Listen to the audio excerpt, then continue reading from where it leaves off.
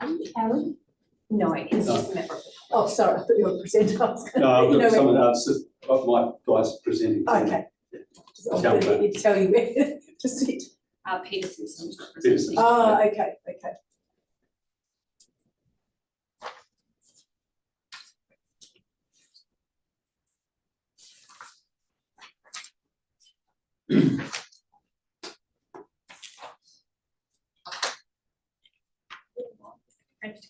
Good morning and welcome to today's meeting. I will officially open today's meeting at 9:35 a.m. and I would like to acknowledge traditional owners and pay respects to elders past and present on the land in which today's meeting is being held. We have two apologies for today's meeting that is listed in the agenda. The panel for today's meeting comprises Councillor Teresa Ollo, Councillor Rob Parpadi. Is that how I pronounce it, Councillor?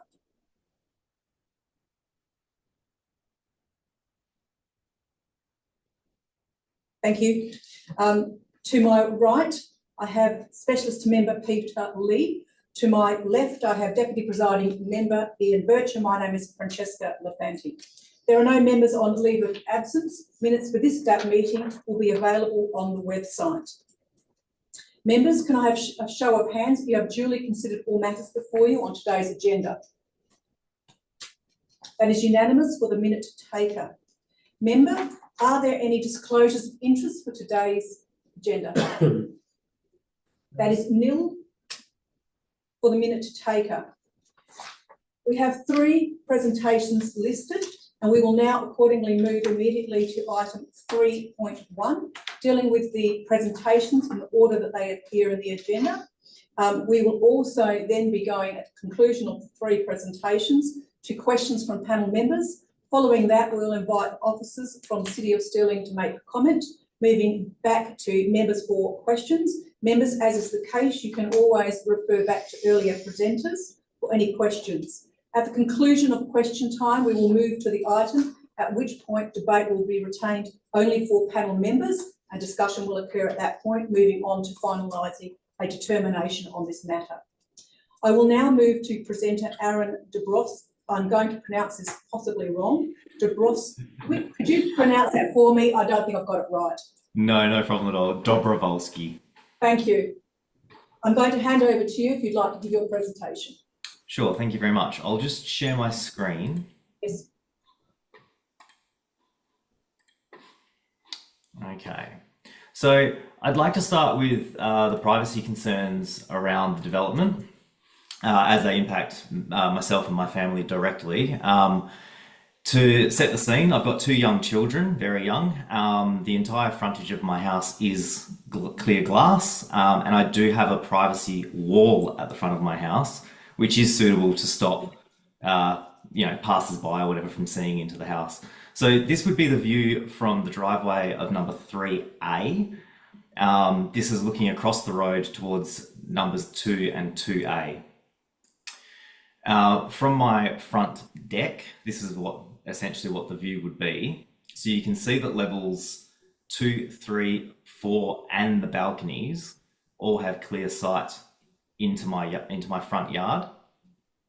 The house behind me also has similar concerns. They've got bedrooms 3 and 4 upstairs. This is taken with a wide angle lens, so it looks a little bit further away, but they've got concerns for their daughter's bedroom also. The rooftop, as you can see here, has quite a low wall height, which means that there'll be a clear line of sight from the rooftop straight across or straight down into the neighbouring yards. Likewise, at the very front of the property, that's a very similar setup. Obviously, there's no railing shown here, but there's clearly balcony views that look in.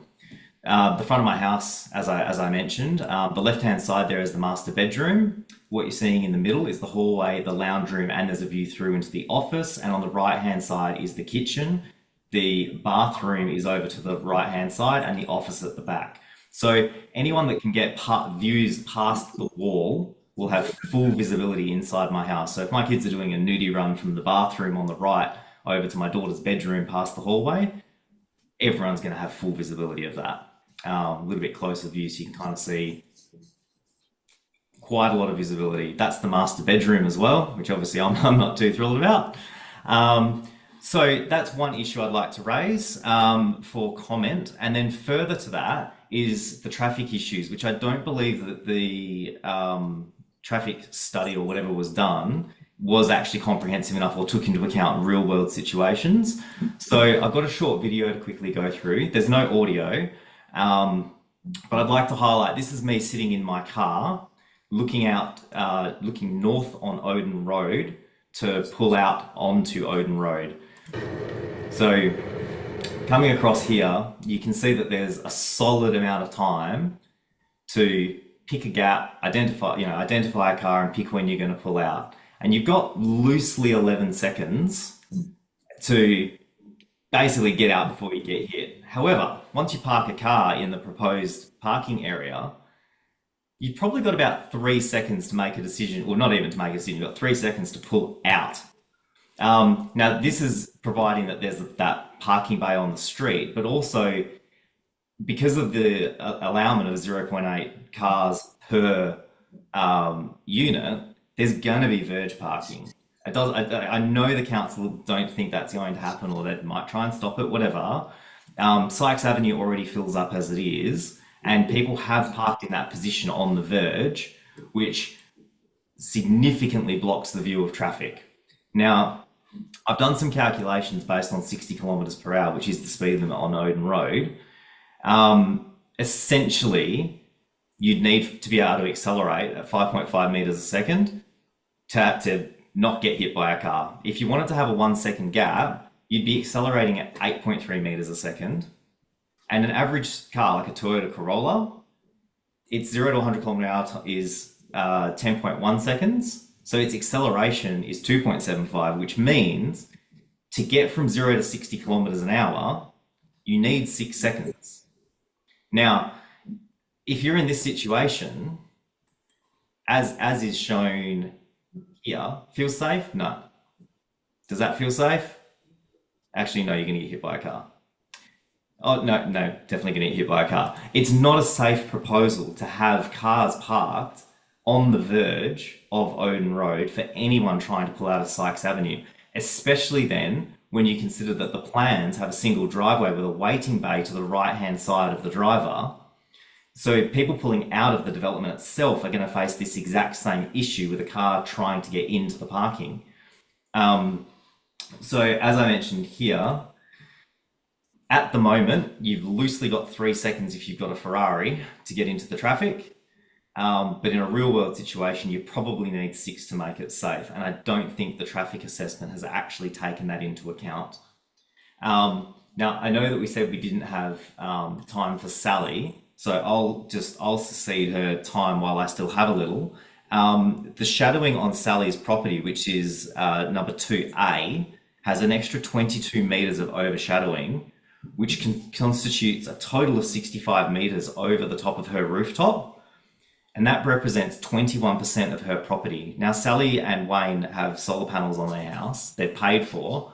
The impact on, one, not only having this skyscraper towering over the back of their house, but equally the impact on their solar panels, power bills, etc. for the long term is going to be significant.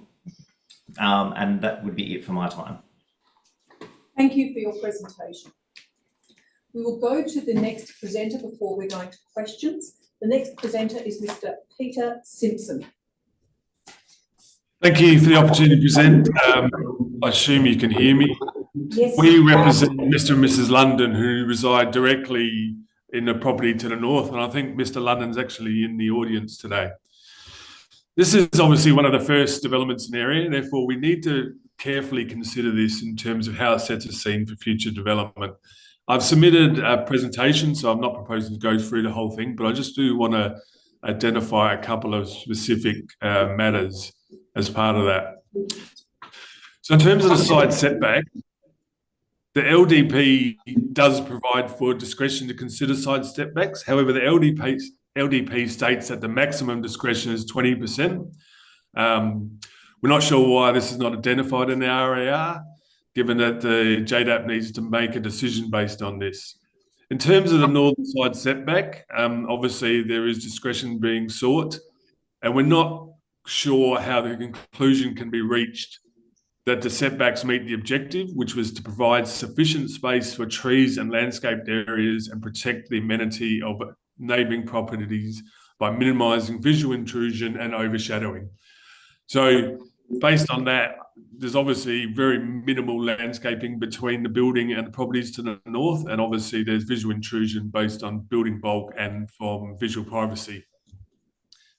In terms of visual privacy, the development has balconies at the upper level, outdoor area directly overlooking the property to the north. And as we need to understand, we're not only considering the existing property to the north, but any future development. The R codes at this point would require 6 metres. So again, we're not sure how it can be concluded that it meets the objective to minimise the visual intrusion to the adjoining properties to the north. In terms of car parking, while the variation of one residential visitor bay could be considered minor, we need to actually consider the context, particularly Odin Road, which has no street parking. We've heard from the previous presenter about what that would mean. And the likely outcome of this would be parking on adjacent property verges, which obviously has an impact on amenity of those persons. The last comment I want to talk about is design review. It's a little bit confusing to me, having done this quite a few times, that it's obviously went to design review. They had significant issues, red and orange, with a number of the principles, with sustainability not even being addressed. Appendix 8 includes the minutes and a summary, and it doesn't appear that the applicant has provided a response as indicated in that table, and again has not addressed sustainability. The RAR sort of simply states that the amendments address the majority items. However, this provides no basis on how the amended plans have actually addressed these comments.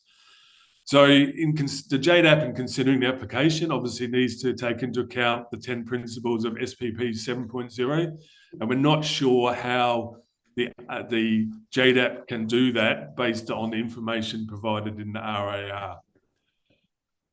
Just in summary, so my client objects to the proposed development as the matters identified have not been adequately addressed by the plans or the RAR. Thank you. Thank you for your presentation. We will now go to the third presentation, Mr. Carlo Famiano, who would like to speak to the item.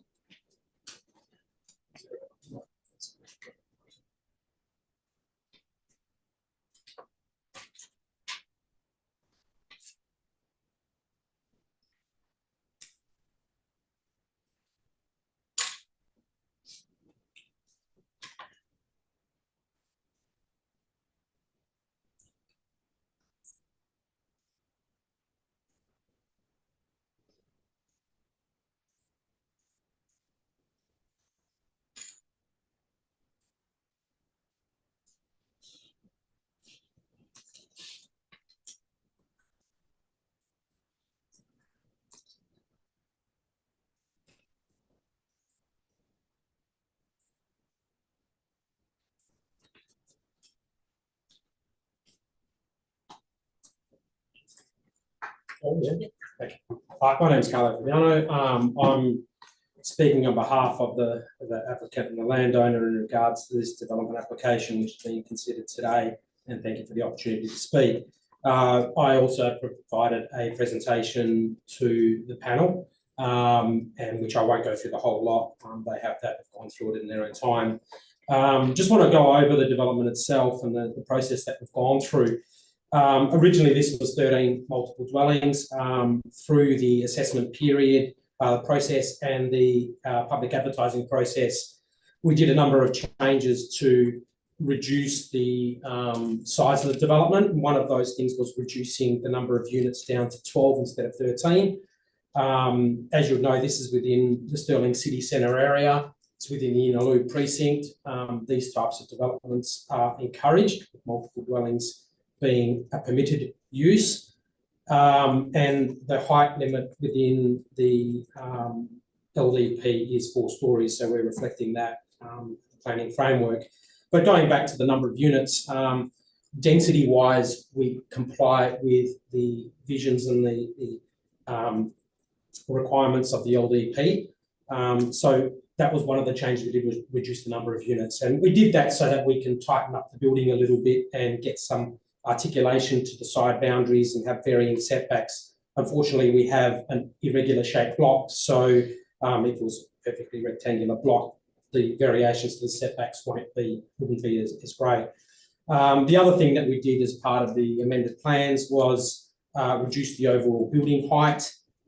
We took well over 1 metre out of the height of the building from the original plan that was advertised for public comment. We also increased setbacks from what was originally proposed, and we ended up screening a lot of the major openings and balconies. Unfortunately, one of the things that the DRP wanted was not to have highlight windows and screens. But unfortunately, we decided to go down the road of protecting adjoining owners by putting those screens in the highlights. I know the DRP wanted them to be open and weren't concerned about overlooking at adjoining properties, but the designer was. So we did put screening in to provide some protection of the adjoining properties. The development itself, the application has gone through the City of Stirling and has gone through a vigorous assessment process and also has gone through a number of alterations, as I mentioned before. It's also gone through the city's traffic engineers, it's gone through our traffic consultant, and there's been several changes made to make sure that we address the concerns raised by the city's engineers at the time. In the end, the city's engineers were happy with the outcome of the study and obviously have done their own assessment to ensure that sight lines have been met and access and egress to the site is safe enough.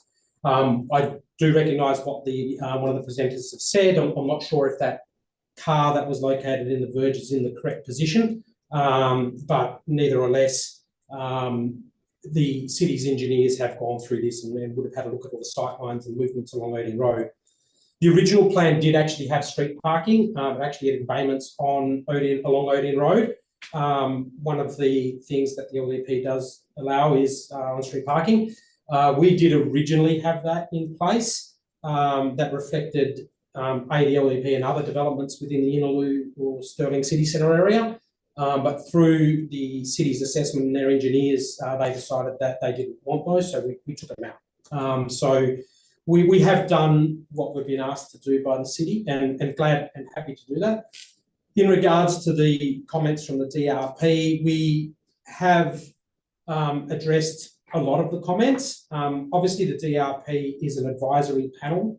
It's not a determining panel. And as we've all been through DRPs, and they seem to have a fairly lengthy list of things that they want or recommend. We've gone through those lists and we've done what we can in consultation with the city.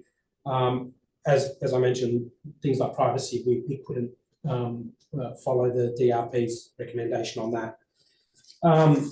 Overall, the development itself does reflect the planning framework that's in place.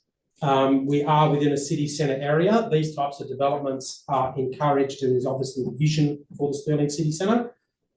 Yes, this is one of the first at this end of the city centre area, but it certainly won't be the last. And it always is going to be difficult for the first development, the first cab off the rank, to be the one that's scrutinised the most and obviously changes the character of the area.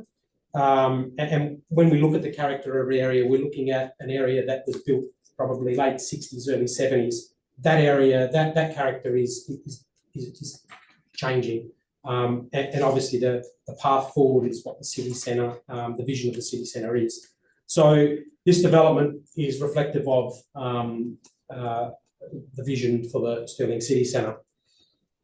Just going back to the city's recommendation, we certainly support it. We've gone through the conditions and don't raise any of the issues with the conditions that are recommended. So we're happy with it to be considered on those grounds. And we certainly hope that the panel sees merit in this development and hopefully we can get an approval to get some more density and housing within the city centre environment. Thank you. Thank you. We've completed our first three presentations. Panel members, do you have questions for any of the first three presenters? Yes, we are going to Sorry, Councillor. Yes, thank you. We're going to member Teresa Ollo. Would you like questions? Good morning. My question through you, Madam Chair, to the officers, the distance between the development and Mr. Dabrowski's property, what is the distance? And is there going to be any reason for the apartments would be able to look into the property of Mr. Dabrowski?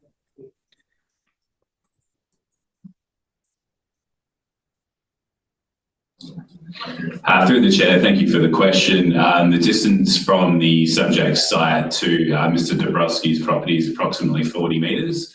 The LDP imposes a visual privacy setback of 4 metres. So in the context of the local development plan, the distance wouldn't be considered to be overlooking the property or have an adverse impact in terms of privacy within those controls.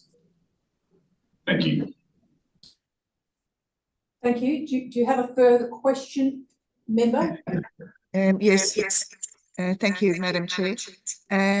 With the other properties adjoining, what is the distance with the windows in the bedrooms? Will they be able to look into the properties as well?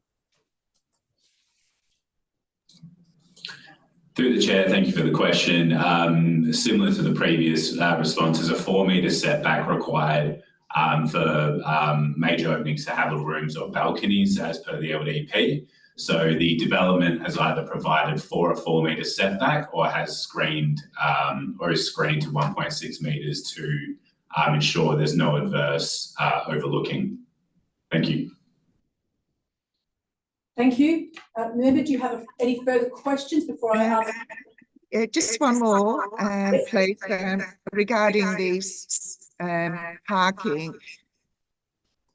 Sorry, we're just echoing it for a bit. Well, there's 11 parking bays for the residents, and we've got 12 apartments, and there's 1-bedroom apartment will have to park on the verge. Has there been any consideration regarding cut in parking to the verge?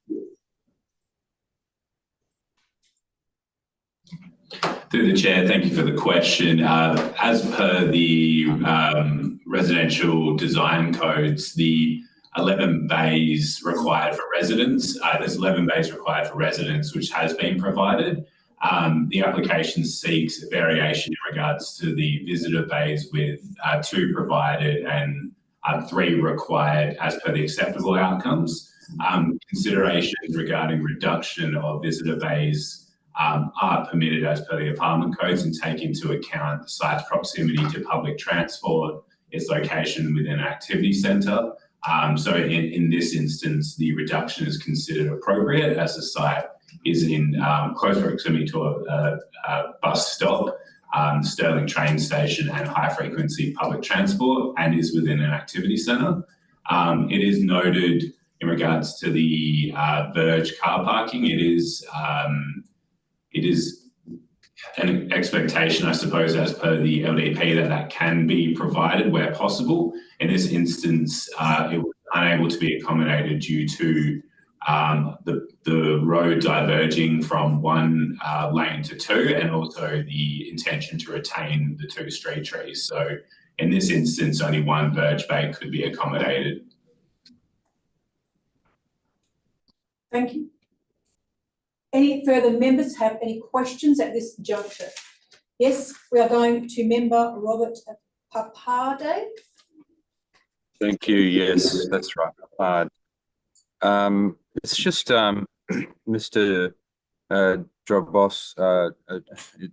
Dobrowski, I think it is, and Mr. Simpson outlined issues to do with driving out onto Odin Road, and not so much Mr. Simpson. He believed that the engineers had addressed the sight lines, access and egress, and I'm just wondering if any of the officers there could address how they have been addressed and what are the concerns to alleviate those raised. If you could comment on sight lines, access and egress going out onto Odin Road.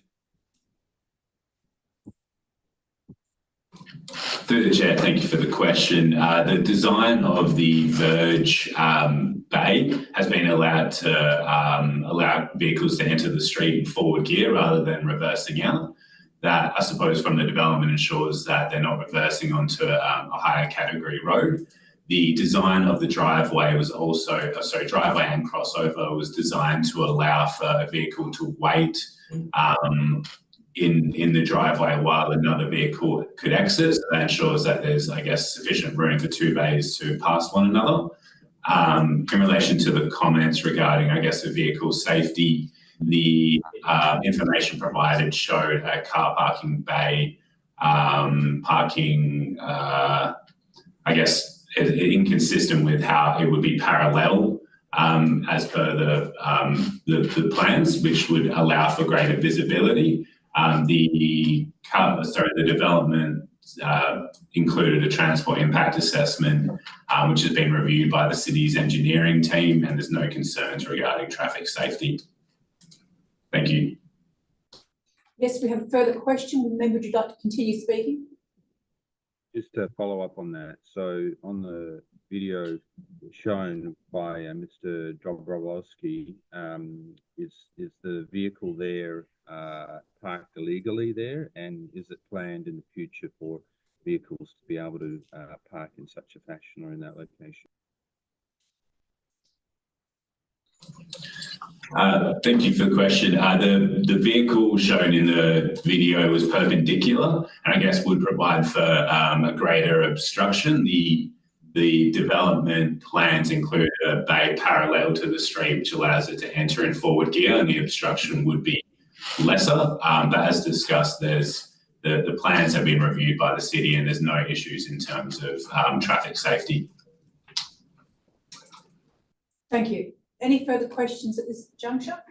I have some questions. My first question is to the applicant, Carlo Famiano, or applicant's consultant, I should say. Yes. Could you provide a response to your comment that this is in the context of discretion being sought? You referred in your presentation that the site has slightly unusual irregular shape. Can you explain, or can you provide further elaboration on why we should give due consideration to the shape of the site in the context of any discretion being requested? Why is that important for us? Yeah, I think it's more on the southern side. There is a slight angle in the boundary, and as you can see from the plans that were produced, you have pinch points that hit the minimum. So the wall is articulated, so you only have pinch points which are seeking variations for setbacks, with the remainder of the wall, or the balanced portions of the wall, being compliant. We've done our best to try and sort of step it away from the boundary where possible and create that articulation. If you went strictly by the provisions of the LDP, you would have a straight, flat wall, and you can have it at 3 metres. We didn't want to do that because that doesn't provide articulation, it doesn't provide visual interest. So we've gone down the approach of stepping the wall where possible to try and provide that separation from the boundary and a bit of articulation and visual interest.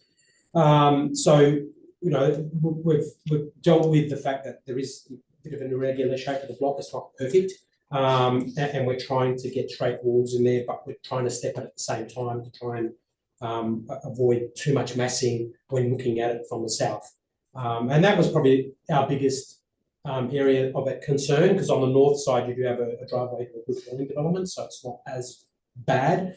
Where to the south you do have a residential property. So we did endeavour to create that stepping back at the building and articulation to provide some of that visual relief and reduce some of the bulk. Thank you. My second question is to officers, and I appreciate officers will speak shortly, but my question is specifically in relation to verge parking. I note from the plans, the verge parking design provides a 600 millimetre setback from, or separation from, effectively the road reserve. My question from the actual road pavement, I should say, not from the reserve. My questions are twofold. The first relates to what are your street parking controls and remain the verge parking controls on that site? Could you speak to those? And I'm particularly asking the question in the context of the parking arrangement on site, and the associated mix of units at 12, which includes a variety of unit sizes. Could you speak to those controls? I'm interested in the management or otherwise of additional parking demand for this site, or any overflow parking. Could you advise what the current street controls are and what your current verge parking protocols are, with the exclusion of the specific bay that's provided on the site, on the plan, sorry? Through the Chair, thank you for the question. In regards to Odin Road, there's no parking permitted within the carriageway. But in regards to verge parking, there's no signage or restrictions that would limit car parking. As per the city's local laws, in regards to verge parking, permission should be sought from the relevant landowner. So I guess at the moment, if you look along Odin Road, there is like a lot of informal car parking within the verge area. In regards to the side streets that are nearby, being Jeneff and Sykes Avenue, there's no car parking restrictions within those streets. Thank you. My second question is in relation to parking itself. I know from the material that we've received here, including the plans, that the floor layout or site layout includes one visitor on-site parking bay, 11 car bays dedicated to the 11 units. And I'm interested in your comments in relation to, you've also indicated about discretion. We're obviously aware about the discretion for visitor parking. I'm interested in your comments regarding that on-site visitor bay, and I would be interested in your comment regarding it being a visitor bay rather than a dedicated parking bay for the one remaining unit, noting that the report does refer to the allocation of the numbered bays, 2 units, but it will leave essentially 1 bay. Can you provide some commentary about that from your perspective? And I'm going to have the exact same question to the applicant, because I am interested about the expectation of that 1 remaining unit for essentially no dedicated parking. So could you provide some comment about that visitor bay and its appropriateness or otherwise for it to be a dedicated car bay to the last unit? Thank you for the question. As per the city's assessment, the car parking provided for the resident base is consistent with the acceptable outcomes of the residential design code. A dedicated visitor bay is to be signposted and marked. And I guess in terms of the site's proximity to high frequency public transport within an activity centre, the car parking for this development is appropriate. The applicant is aware that there's 11 bays for 12 apartments, and that would be the information conveyed onto particular or potential owners and purchasers that there would be an apartment that does not have a bay.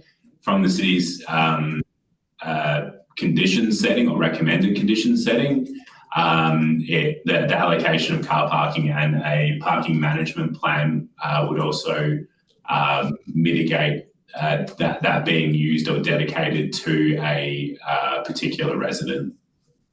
Thank you. Does the applicant wish, the applicant's planner, I should say, do you wish to make any comment in response to my question, which is exactly the same for you? Yeah, as the city pointed out, it does reflect the provisions of the R codes. We are aware that 1 unit does not have a bay. It will be sold that way, and the prospective purchaser will be fully aware. We are in a city centre area. We do have public transport, both bus and train nearby. And it's not uncommon that within city centre environment that we've got apartments that do not have a bay. It's quite common, it happens. We're aware of it. We obviously proposed it. Originally, we did, as I mentioned before, did have 2 verge bays within the Odin Road Reserve proposed, but we had to remove one because we're trying to save the street trees and not have greater impact on Odin Road itself. So we took the approach of, yep, with this apartment won't have a parking bay. We're aware of that and it'll be sold that way. Thank you. Those are my only questions at this point. Can I just have Yes, you may. just to follow up on Yes. that point? Thank you, Chair. Just in relation to that parking and, yeah, I understand what the codes say now. The proponent, is it Germano, they've done. They're the designers, yeah. And are they the developers as well? No, they're not. They're just the designer and the applicant. I'm just wondering if they've done other similar developments, what their experience has been in terms of the marketability of units with no parking, and also how they, in reality, how they've actually, what's the experience been in operating? Yeah, Germano Designs has consulted with the client, and the client is fully aware of the situation and was happy to proceed with it. He's confident that being within the city centre area that it won't have too much concern with selling it. Obviously, it won't be sold at a larger price compared to other units that do have a parking bay. But he's fully aware of it and he's accepted it, and we are in a city centre area. So he's confident that he can still sell it, and he's confident that he'll still get the price for it. Do you know if they've done other, do you know if they've done other similar developments? I know they've done, this is probably the larger scale end of what he's done developments for, and those other developments haven't been in city centre areas. They've been more into the Location areas, yeah. location, So and they've been more dwelling type developments. This is a different kettle of fish. Thank you. Are there any other questions from panel members at this juncture? If not, we will go to office. Sorry, I beg your pardon. We do have another question. Member Teresa Ollo, would you like to ask a question? You're on mute. Sorry, if you'd like to.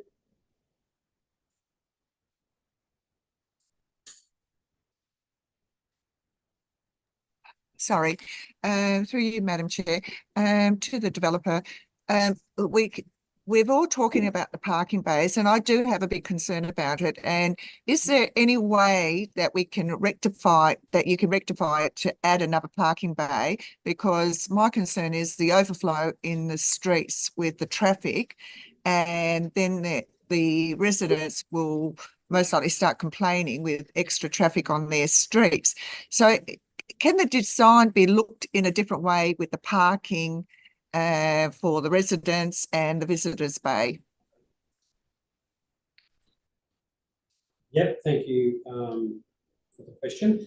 We have gone through, and I've worked with the design team to try and reconfigure the parking area to try and fit more bays, and we did make several changes to the parking area. We relocated bin stores, we landscaping, we've changed pedestrian access points. So we've done our best to try and get as many bays in there as possible. Obviously, we need to put that blind turning area in, and that blind turning area could have been used as a parking bay, but we need to have it as a requirement to meet the Australian standards. So we lost out on that one. And as I said before, we did have an additional verge bay, but we were trying to keep those street trees. You know, obviously, if we remove a street tree, we get another visitor parking bay in the verge potentially. But at the end of the day, it's a fine balance between, do we remove a street tree to get a parking bay in? So, you know, we didn't want to remove another street tree. Thank you. Are there any further questions? And I will have a follow-on question as a result directly of the question that was just asked by the member. Could you provide further information about the turning bay on site? I've got the plans in front of me. Officers might provide a comment, and it appears that there are manoeuvrability design in the site exclusive of the turning bay. Can you provide that comment? I'm going to ask the same question to the officers. Yeah. When I'm looking at the floor, I'm looking at the plan at this moment, and it looks that on this plan there is dedicated parking. So obviously that's the residents using their bay. There's one visitor parking bay. What is the expected requirement for that turning bay, given that the plan includes a turning configuration that appears on the plan that I'm looking at, that looks like all bays can turn. It is more of a box sort of situation with the Australian standards. At the end of the day, the turning bay is there because if a vehicle does enter the site and all bays are full at the time, obviously you can't do it. It's going to be difficult to do a three-point turn in there. So the aim is to go back into that reversing bay, then back out. Obviously, if you're a resident, you know your bay is there. So that's, you know, if it's being occupied and someone's parking illegally in that bay, it's probably more for that visitor bay. So if that visitor bay is full, then another visitor attends the site and they need to back out and go back out onto the street or leave the premises, they use that turning area. We would prefer to have it as a parking bay, but obviously we need to address the Australian standards in regards to vehicle access and egress. So that's why that bay is there. Thank you. Is there any further questions? Yes. If there's no further questions, we're now going to officers for comments on the application and anything in response to anything you've heard in the questions. Over to yourselves. Thank you, Chair. The City would like to take the opportunity to thank the applicant for engaging with the City through the pre-lodgement, the DRP, and working with the City throughout the application process. The City would also like to thank those who presented at today's meeting. The application seeks approval for a 4-storey multiple dwelling development, which encompasses 12 multiple dwellings. As outlined in the City's RAR, the development is consistent with a relevant planning framework and the desired character of the area, which envisages residential buildings between 3 to 5 storeys in height, with a height of 4 storeys applicable to this site. As outlined in the City's RAR, the development is consistent with a relevant planning framework and the desired character of the area. The development has been designed to minimise any undue adverse amenity impacts on surrounding properties, with consideration of existing and future residential amenity. Specifically, the height, bulk and scale of the development is appropriate to its setting and does not have any adverse impacts in terms of overshadowing or visual privacy in the context of the relevant built form controls. The car parking provided for the development is appropriate for the site, which is in close proximity to high frequency public transport and is within an activity centre. And as such, the proposed development is supported by the City. Thank you. Members, do you have any questions to City officers? Yes, sir. Thank you, Chair. Yeah, I've got some questions. Firstly, we've heard from a couple of neighbours who have concerns. It seems as though this has come as a bit of a shock to them. But can you tell me when the LDP was first adopted? What kind of response to the community was there at that time? Thank you for the question. The local development plan was adopted by Council on the 16th of June 2015. The local development plans and structure plans at that time undertook lengthy community consultation, and the outcomes of the various local development plans were informed as part of that process. Thank you.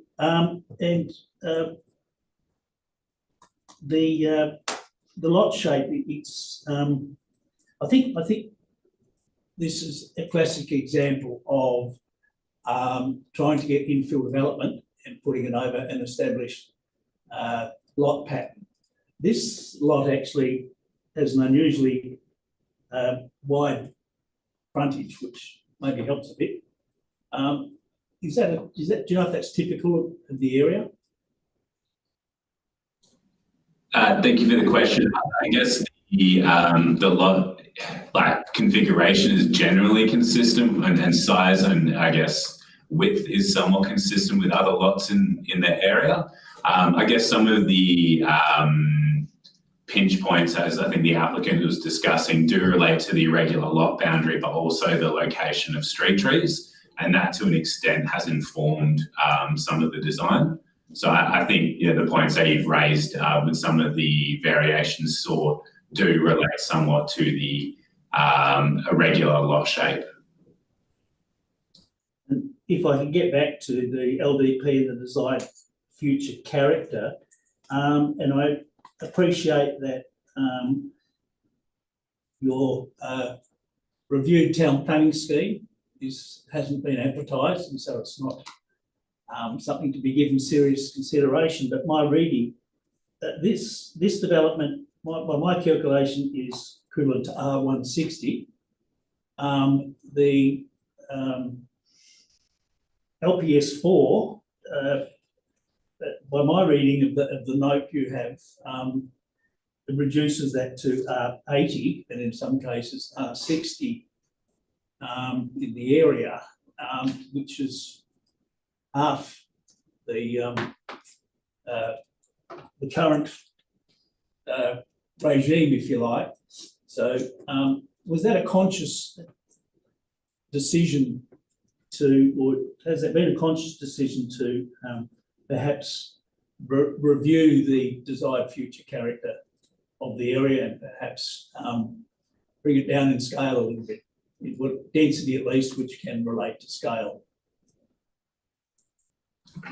Thank you for the question. I guess, as speaking to the current context, the local development plan doesn't identify a density. It puts forward specific build form controls, and then in terms of heights and setbacks, it gives you a somewhat building envelope.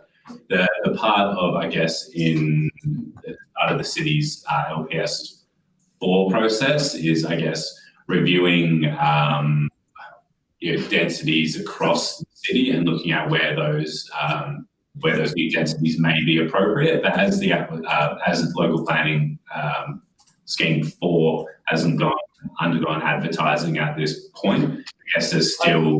I appreciate all that. I guess that my question was that if you were involved, that is a significant difference to the current scheme. And was that what has prompted that, or are you able to shed any light on what the desired future character might be under the new scheme when it eventually gets adopted?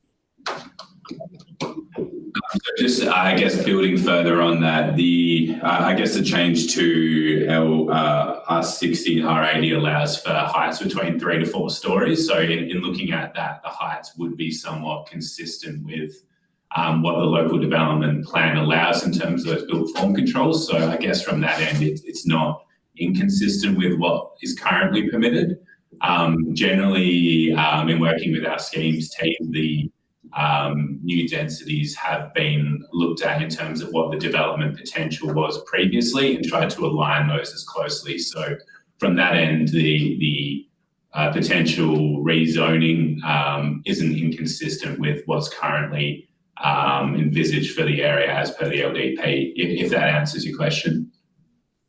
I think perhaps as well as it can be, thank you. And just if I could ask one more question. Mr. Simpson mentioned the maximum discretion of 20% with regard to side setbacks. Have you got a comment on that?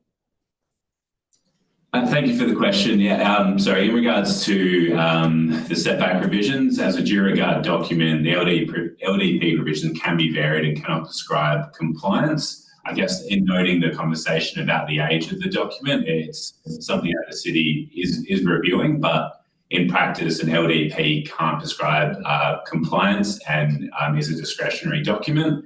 As part of that exercise, the city reviewed the development against a specific setback objective and also the overall objectives of the LDP, and that's supported. Thank you. But he did, I guess, attempt to put a boundary on the exercise. That I understand fully that it's not, can't prescribe things that can't be varied, but obviously at the moment it looked to put a boundary on how much the extent of discretion, or at least provide some guidance on how the extent of discretion that might be allowed. I guess further to my comment there, the development, considering it against the objective, doesn't set a limit on, I guess, what a setback can be supported. It's all deemed against a relevant objective, which in that specific one was related to overshadowing, and through the city's RAR, it was demonstrated that the building height and setbacks had a comparable impact to the southern properties predominantly, and that was consistent with the applicable built form controls. Are there any further questions to city officers? Yes, we are going to member Teresa Ollo. Thank you, Madam Chair. The apartments around this development, what are the heights at, how many levels are those apartments around this development?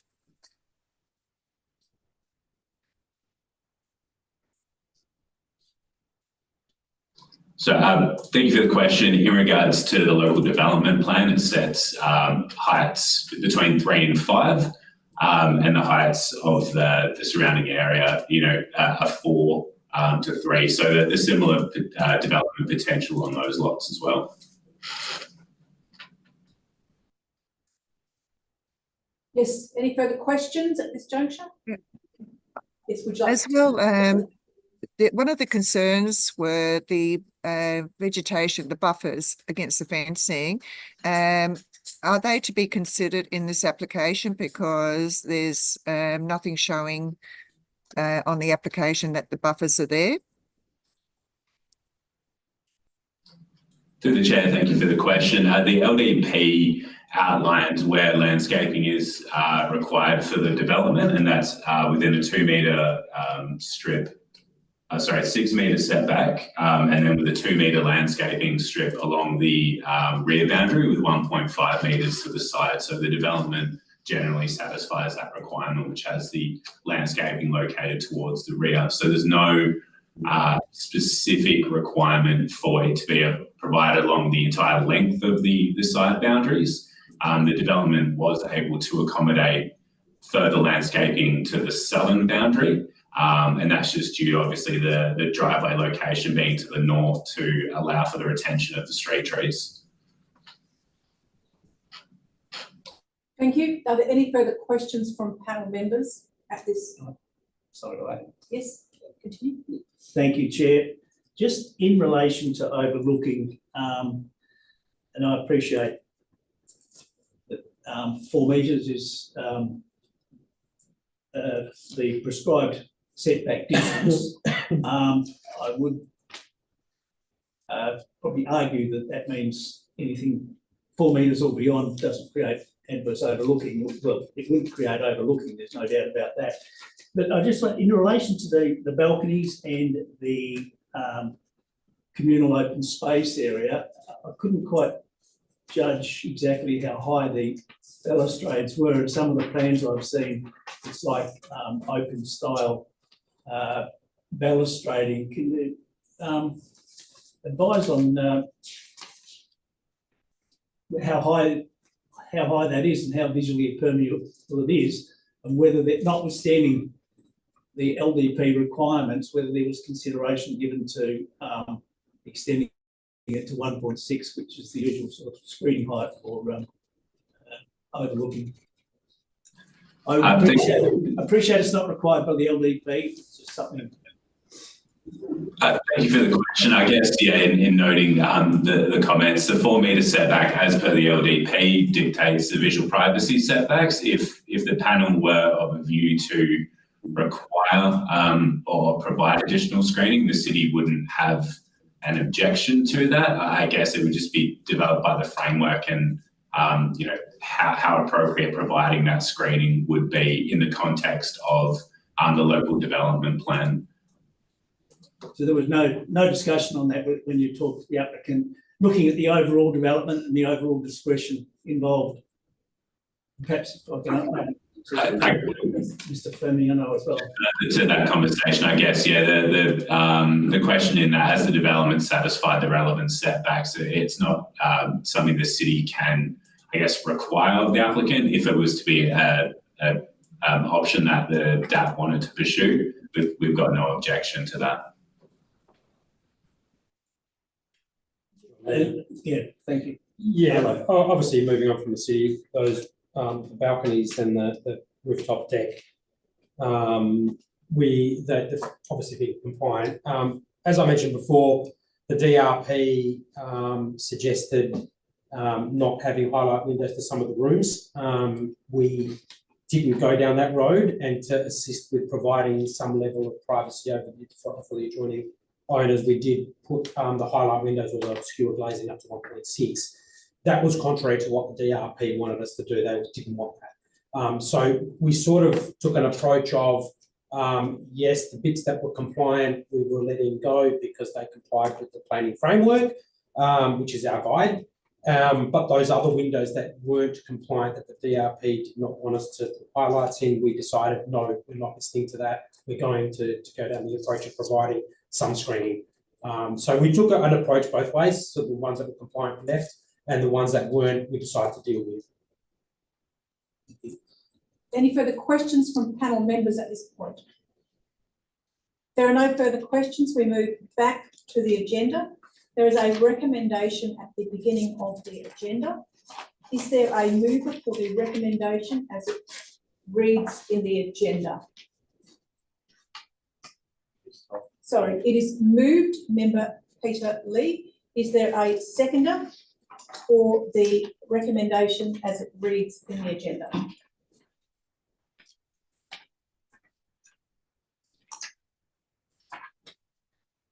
I will second it. Mover like to speak to the item. Yeah, I think this proposal is quite well conceived. Perth needs to accommodate 3.5 million people by 2050. Activity centres are appropriate areas to allow that density and leave other parts of suburbs alone. There's an LDP that's been in place since 2015. So well done, Stirling Council, for accommodating that. Just speak up, please. Sorry? Really? Okay. Sorry, it's just a little quiet. Yeah. All right. So I'm congratulating council on providing, producing the LDP in 2015 to accommodate further density. I think that sort of density in the right places where it's consistent actually takes pressure off other suburbs and other areas. According to council's officers, this development reflects that planning framework. So I'm comfortable supporting it as it stands. Thank you. I will speak to the item. Having given consideration to all of the matters that have been discussed today, as well as that contains within the report, I am supportive of the proposal. I'm comfortable that the development is consistent with the planning framework, in particular the framework that we've been discussing today, and that the land use is a permitted use, and the proposal has included design provisions to address the controls within and the concerns of particularly around privacy and overshadowing. I note that the comments regarding privacy, and I understand the concerns that have been raised.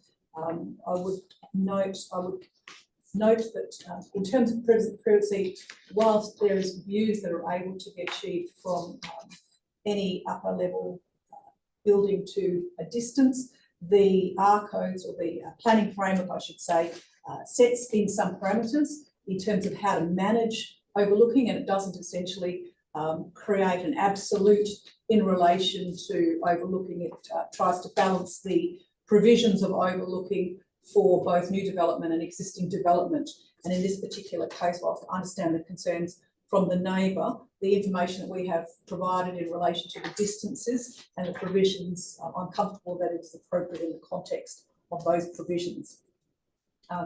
The design is, I think the proposal is well designed, and it meets the provisions. The extent of variation is, in my view, minor, and I think discretion is appropriate to be given in these particular areas. I do note the comments that have been provided today in relation to the lot configuration. I don't see that as a significant element, and there are only, as has been explained and as we have in our documentation, minor variations in that part. In relation to on-site parking, I understand the concerns that have been raised in relation to the verge. I'm conscious of the information that's been provided by the city in relation to its controls on street parking. At present, there are no controls for verge parking other than the occupant or the owner of the site for which it adjoins allowing, and there are controls on the pavement, road pavement. In the absence of changes to those protocols, I'm comfortable with the proposal, which includes a visitor parking on the verge as provided for in the plans. Overall, the proposal from my perspective is consistent with the planning framework. Whilst I understand the concerns that have been raised by various parties today and in the documentation we've received, the planning framework does support an intensification of development. And I do note the provisions have already been indicated that the provisions create layers of consideration, particularly in relation to a number of documents are given a due regard status, which does provide opportunity for variation, and the planning framework essentially very rarely has absolutes within its structure. From those provisions, I'm supportive of the proposal, and it's consistent with the framework and design is appropriate on the site. Those are my comments. Are there any further speakers on the motion to table? Yes, Member Teresa Ollo. Thank you, Madam Chair. Yes, I'm quite happy to accept the proposal for this development. The officers and the developer have worked hand in hand with any variations, and we've looked at the overshadowing. It's all met and the privacy has been addressed. So I'm quite happy to accept this proposal. Thank you. Are there any other speakers on the item? At this juncture, just to let everybody know, it's only the panel members that are speaking, as written in the DAP provisions. Any other panel members wish to speak on the motion on the table? If there are no other, sorry, yes. Thank you, Chair. Look, I'm also speaking in favour of the motion, but having said that, I can understand this, and as colleague Mr. Lee said, Stirling in 2015 did take a bold move and did seek to address the question of housing future population of Perth, providing a range of housing, increasing the number of opportunity for accommodation around major transport hubs and community services area, and this ticks all those boxes. Having said that, I understand how people are, you know, this is something majorly different than what people who live there in their single house might have expected, but that is what has been planned since, well, for 9 years now, roughly. I did have some reservations. This certainly pushes, I think, the intent of the LDP to the extreme. 12 units on a 749 square metre lot is pretty intensive development, but it has been through a lengthy assessment, and I think that generally the outcome has been an acceptable one. The applicant has worked with the council officers. People can be misled a bit when they look at areas of discretion and where standards are put, as the chair said. Very few standards are absolute, and in the case like this, where there are some variations to the setbacks, but on the other hand, there's articulation in the facades along the sides and rear boundaries that actually will offset those variations rather than just a long blank wall at the prescribed setback. So I think overall, I think it can be supported. I do wonder about with the advent of LPS 4, if that remains as proposed at the moment, what influence that is going to have. Yes, the height limit might remain the same, but it may have some effect on the scale of development, but that has no official status at this stage, so we cannot take that into consideration. And finally, with regard to parking, that again is a bold leap in I suppose, an appropriate approach to planning, because to reduce the parking requirement to where not everyone necessarily has a car bay is a pretty significant change to the lifestyle that most of us are used to. But the intent of it and the theory behind it is well founded, where you've got proximity to excellent alternative transport options. So it's a sustainability move. It's also aimed at reducing congestion on our roads.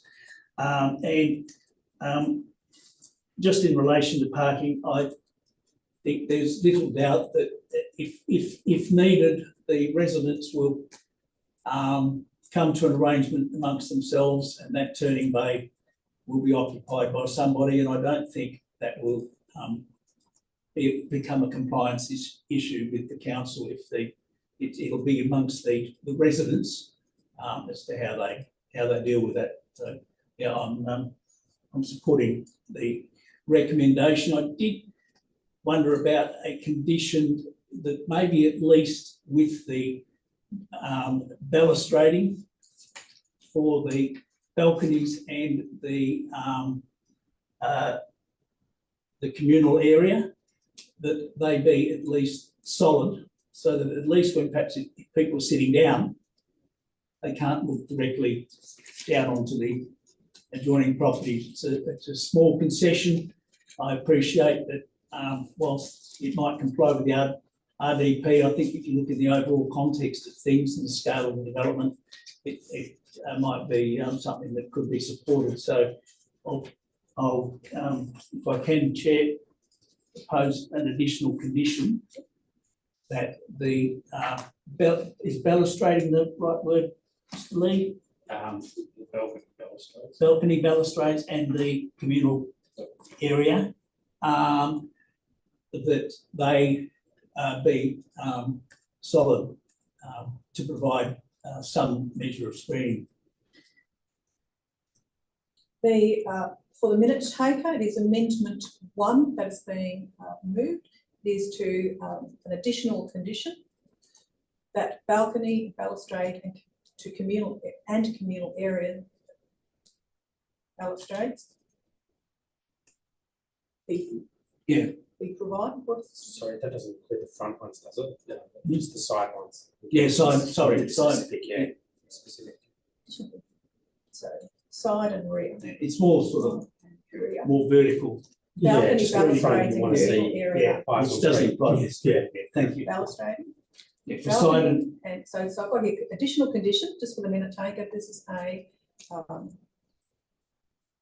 additional condition that the side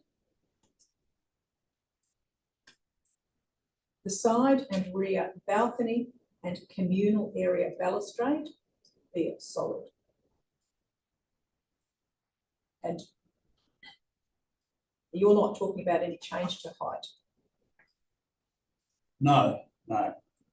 And well, if you could to make it clear, solid, well, that's probably enough. I was going to say not visually permeable, but if it's solid, it's not visually permeable anyway, so that's probably sufficient. Well, if we use the planning language, then we would say not visually permeable.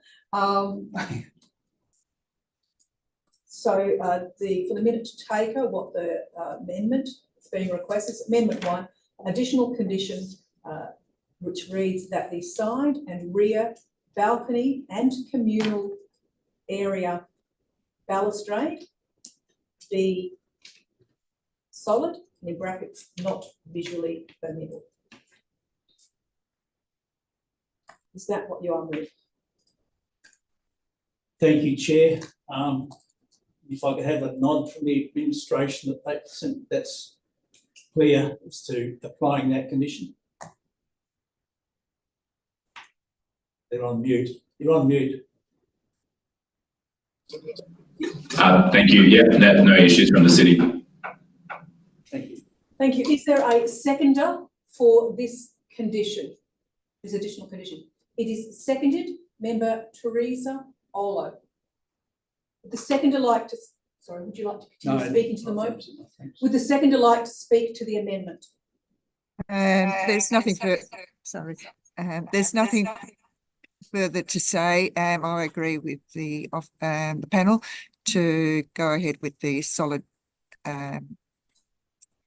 sorry, lost my panel, balustrading on that side, as it would be a safety concern just to have, because it's glass around there at the moment. Is that correct? Yes, it's open. And so this would actually give privacy to the apartments as well.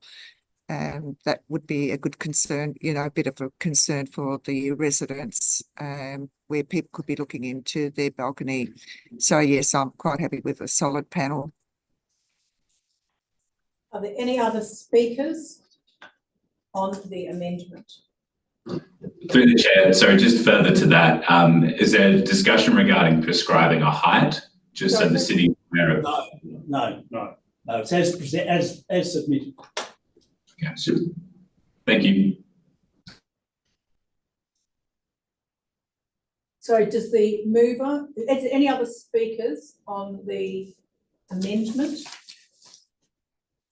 If there is not, speaker like the right of reply. No, other than to say, Chair, that privacy is a two-way thing, and whilst people standing on balconies and whatever might be looking at someone else, also while they're out on their balcony, their neighbours can be looking in at them, so it often can satisfy both parties. Thank you. Right of reply has been had. We are now going to the vote on Amendment 1. All those in favour? It is carried unanimously for the minute taker. We move back to the substantive motion. Would you like to continue speaking? No, thank you, Chair. Finished. Are there any other members who wish to speak on the substantive motion? There are no other speakers. I move back to the mover for right of reply and close off debate on the substantive motion.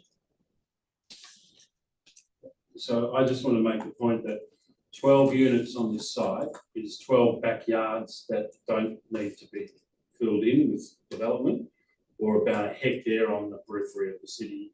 And that will keep trees, that will actually do a whole lot of environmental things. So whilst it can be a bit difficult for people who live in these areas that are affected, from the city's point overall, there's a good ecological and environmental reason for doing it. And that's why it's good that council have done this in this area, and it's good as done. Thank you. Right of reply has been had. Members, we are going to the vote on the substantive motion inclusive of Amendment 1. All those in favour? It is carried unanimously for the minute taker. We move back to the agenda. There are no DAP applications. And there are no Section 31 SAP reconsiderations. We are now moving through to Part C. There are no comments to be made in relation to those SAP applications. Is there any general business from panel members? If there is no general business, we now move to closure, and it is 10:49 AM and we close the meeting. Thank you for your participation.